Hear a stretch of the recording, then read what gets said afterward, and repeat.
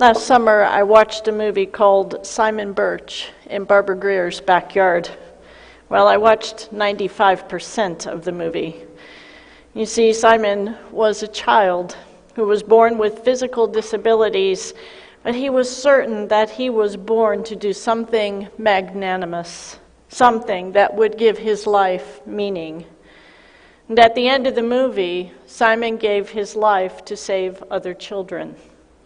When it became apparent to me that Simon would die, I left abruptly. I could not bear to watch this character that I now cared about die. It felt real.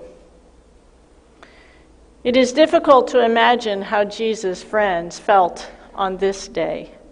We have the benefit of knowing that God's story does not end today, but the disciples did not know.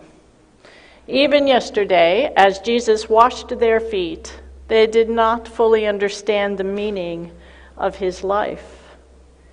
Most of them left the scene of the cross. Were they afraid? Were they devastated that the life they had come to know had suddenly changed? Maybe they just couldn't watch the bear. Maybe they just couldn't bear to watch as he died. Because this death is real. Mary Magdalene was among those who remained at the cross.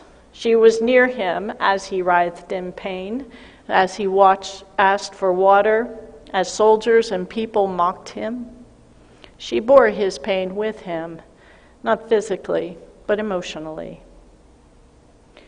We hold Good Friday in tension.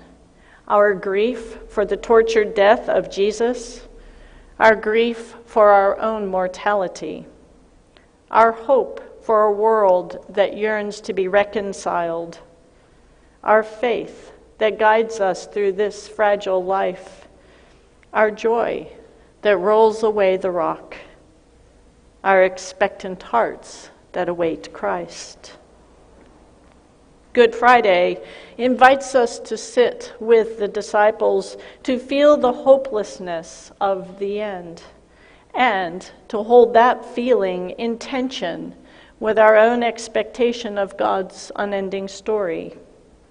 Jesus said to us, "I am with you always." Even now, God's inescapable love surrounds us here at this cross and out there in a secular world that barely remembers. Today is the day. Amen.